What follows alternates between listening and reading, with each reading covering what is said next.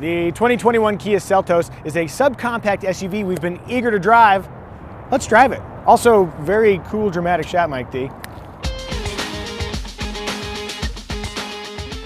First, here's a swift reminder of what the Seltos is. It competes with the Nissan Kicks, Hyundai Kona, Jeep Renegade, Mazda CX-30, and the upcoming Chevrolet Trailblazer, among others, in the rapidly expanding, thrill-packed, subcompact SUV segment.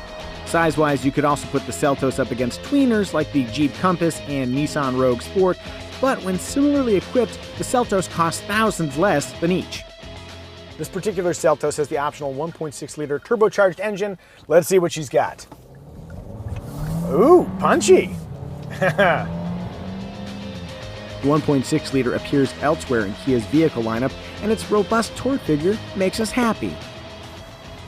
I also like that the 1.6-liter is paired with a dual-clutch transmission. Now, dual clutches can be a little bit herky-jerky at slow speeds, and sometimes when you're creeping along and you floor it, it won't want to downshift to the gear that you need to get the most thrust.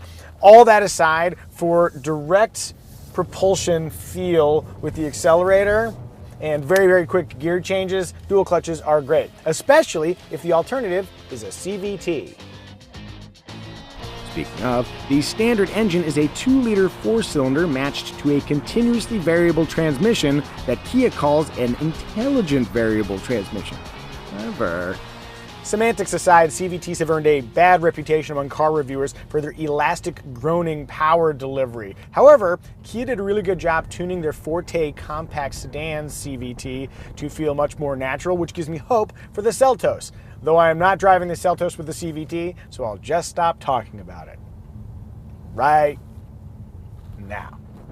And while we're on the subject of stopping, how are the brakes? To my foot, they feel just a little bit sensitive, but do a lap or two down the block, and it should be fine. Let's see if I can come to a smooth stop. I need another lap or two, but not terrible. Now, here's something interesting. Except for the S trim, every Seltos includes standard all-wheel drive. I had to verify that fact with Kia's PR team a few times, but it's true. So, between nearly ubiquitous all-wheel drive and 7.3 inches of ground clearance, the Seltos comes closer than most subcompacts to delivering true off-road abilities. On that note, the all-wheel drive system features a lock function to evenly split torque between the front and rear wheels. Springing for all-wheel drive also swaps out the rear torsion beam axle for a more sophisticated independent rear suspension.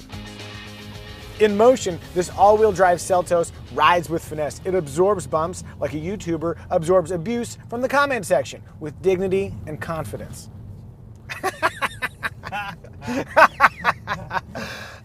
Love me, please love me.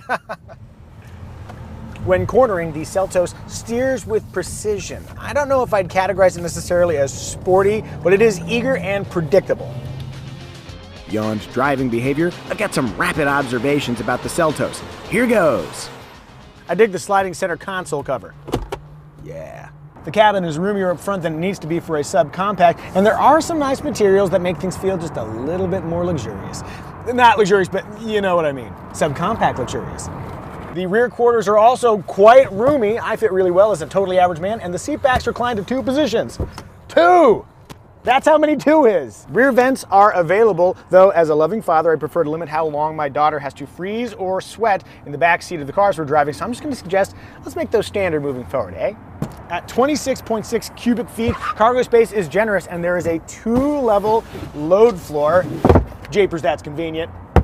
Kia offers contrasting roof paint options. I like contrasting roof paint options. Do you like contrasting roof paint options? There are 3 drive modes: normal, smart, and sport. You really only need normal.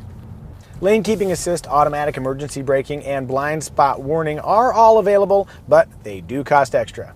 The standard 8-inch and optional 10.25-inch infotainment systems include Android Auto and Apple CarPlay Standard, and a very intuitive interface, meaning I don't have to complain about it. Sure. Yeah, I'm sure. Lastly, fuel economy peaks at a very reasonable 31 combined mpg with the 2-liter front-wheel drive S trim. But, as mentioned, all other Seltoses include all-wheel drive. diminishing efficiency slightly. So, if you care more about fuel economy than all-weather traction, one of Kia's front-drive competitors might be a better fit. If everything you've seen so far looks promising, you can buy a Seltos of your very own starting in March of 2020.